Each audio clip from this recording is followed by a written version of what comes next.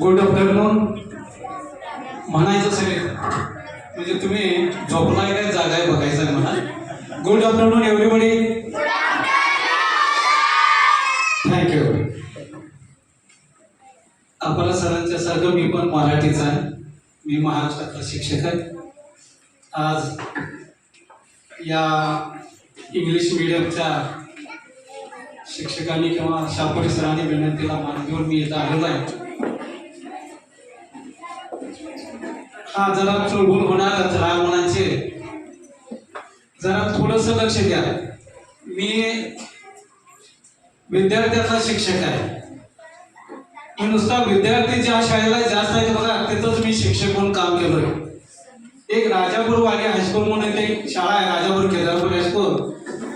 तिथं एक कोळी समाजाचंच गाव होतं. एक 10-15च मुलं होती तिथं, आणि त्या 10-15च्या मुलावरच मी शाळा 8वीचा वर्ग चालू केला सर शापुरी सर. आज जवळजवळ 550 विद्यार्थी आहेत. एक आणि 2 शाळा आहेत. राजापूरला एक स्वतंत्र हायस्कूल आहे आणि माझं 5वी पासून 10वी पर्यंतची शाळा आहे. मी गेली 30 वर्ष त्या शाळेत एक शिक्षक म्हणून काम करत होतो. आणि नंतर माझं प्रमोशन झालं. मी मुख्याध्यापक म्हणून रत्नागिरी हायस्कूलला माझी बदली झाली. मी गेली 5 वर्षे तिथंच काम केलो आणि तिथंच निवृत्त झालो.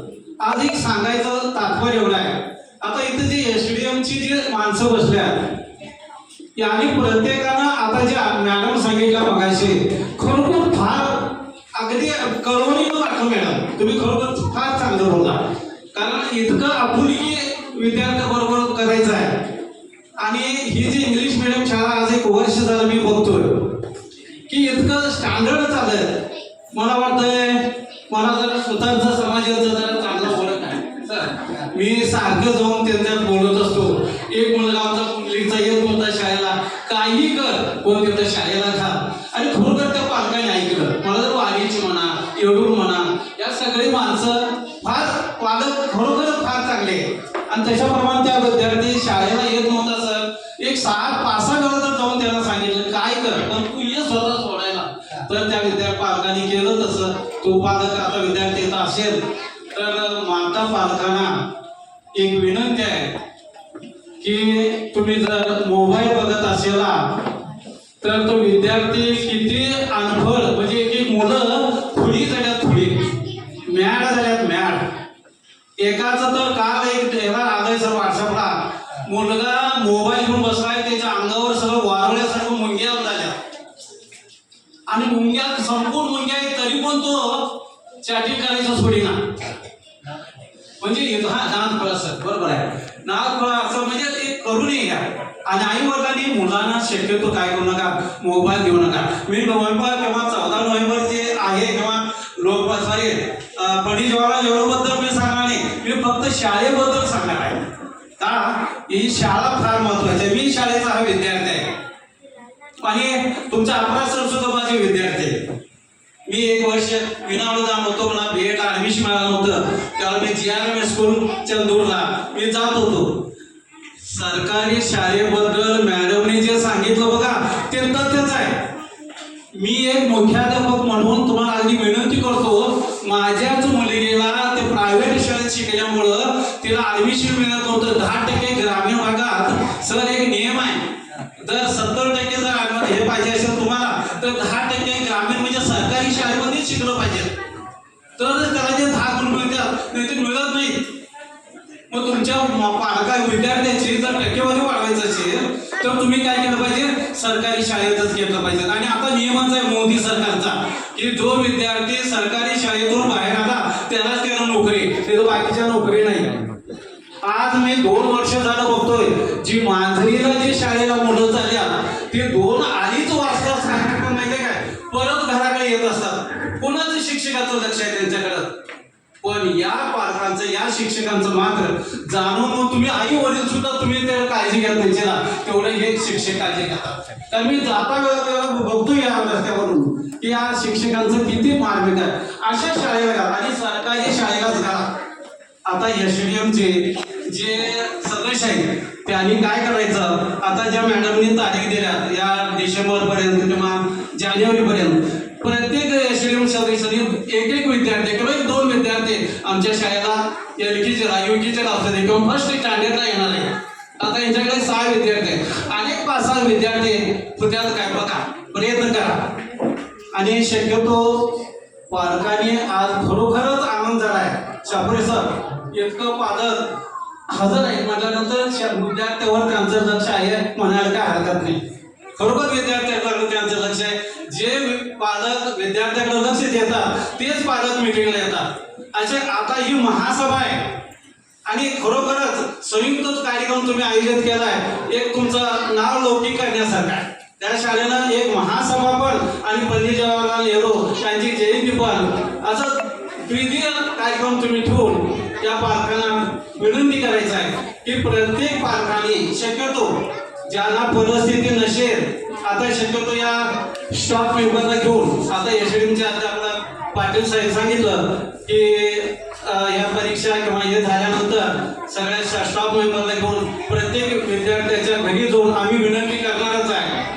आणि असा कोण पालक असेल शापुरे सर एखादा गरीब कोण काय जर असेल किंवा त्याला काय होत नसेल तर अशी काय पालक सांगा, मी आणि अरुण पाटील सर त्या विद्यार्थ्याचा खर्च बघतो. 5 विद्यार्थी असं असेल तर तुम्ही त्या घेऊन या. आणि शक्यतो मुलींची संख्या जास्त आहे, मुलांची संख्या कमी आहे. आपलं गाव सदन आहे, आपलं गाव सदन आहे, पण किती पुढारी आहेत बघा, त्यांची एकही मुलं नाही तिथं. प्रत्येक पुढाऱ्यानं खरोखर एक आपल्या पालकांना त्यांच्या नातेवाईकांचं सांगून तिथं त्या विद्यार्थ्यांना पाठवलं पाहिजे. एक ही शाळा एक नावारूपाला आणायचं आहे. लक्षात घ्या, इथला स्टॉप इतका भारी आहे, इतका खरोखर कष्टाळू स्टॉप आहे इथला. खरोखर सारखं विद्यार्थ्यासाठीच काम करत असतात. शापुरे सर तर तुम्हाला सांगायचं म्हणजे काय, कशासाठी? हा शाळेसाठी. भोसले सर एवढे द्या तेवढे द्या. मी एकटाच नाही, माझे 3-4 भाऊ आम्ही या शाळेसाठी वाहून घेतलेले आहे. प्रत्येकाला तुम्ही विनंती करा आणि खरोखरच विद्यार्थ्याला मोबाईल पासून अलग ठेवा. आणि स्त्री पालकांना एक विनंती आहे, विद्यार्थ्यासमोर तुम्ही नवरा बायको अजिबात भांडू नका, शिवी गाळी वगैरे देऊ नका. तेच पुढं तिथं तुम्हाला अनुभवायला मिळेल. शक्यतो त्याला अभ्यासाचं करायला हवा. मी प्रायव्हेट शाळांचं बघितलोय, मांजरीला किती तर मला आमच्या गावातल्या 5 एसट्या जातात, पण ते विद्यार्थी खरोखर शाळेत नसतात. 2-2.5ला मी जर परत मांजरीकडून इकडे येत असेल तर जवळजवळ 5-25 खाल्ल्या रस्त्यानं 5-25 विद्यार्थी. मग त्या शिक्षकांनी कुठं हे गेलं सांगायचे. पण इथं जर 11:30ला जर विद्यार्थ्याला 5:30ला जाणार बाहेर, गेट बंद असतं या शाळेचं, विद्यार्थी बाहेर जाणार नाही. किती कौतुक करणं तेवढं थोडं या स्टॉपचा इथल्या. लक्षात घ्या, ही शाळा आत्मीयतेनं तन मन धन अर्पण करून ही शाळा चालवली आहे. तर सर्व पालकांनी कृपया 1-2 विद्यार्थी आपल्या शाळेसाठी मदत करायचा आहे आणि शाळेला ऍडमिशन घ्यायचं आहे. सर्व पालकांना विनंती, येडूर असू दे, येडूवाडी असू दे, जास्तीत जास्त येडूवाडीची संख्या जास्त दिसते इथं. आपल्या चंदूरला काय झालं सांगा बघूया सर. प्रत्येकाच्या मला परवा सर ऍडमिशनच्या टायमाला आपण येऊया. मी प्रत्येकाला विनंती करतो काय, आपण जाऊया, त्या पालकांना विनंती करूया. आणि तसं तुम्ही असेल तर त्या विद्यार्थ्यांना आणि खरोखरच तुमचं इथं कर्तृत्व आहे, कारण तुम्ही क्रीडा स्पर्धा घेता, गॅदरिंग घेताय, अनेक कार्यक्रम घेताय, मनोरंजनाचे कार्यक्रम असतात. म्हणजे असे जे कार्यक्रम आहेत बघा, हे तर व्यवस्थित प्रत्येकानं सहकार्य करा.